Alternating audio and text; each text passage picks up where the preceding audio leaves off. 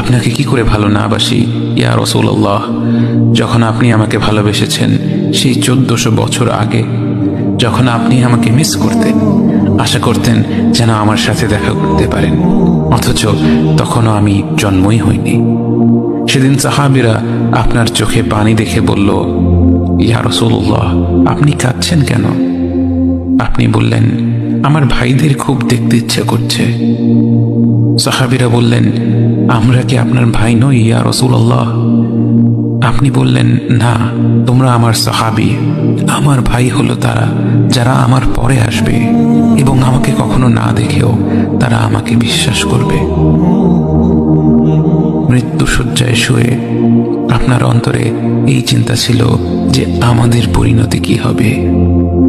উম্মতি উম্মতি বলতে বলতে আপনি আপনার রবের নিকট ফিরে গিয়েছেন।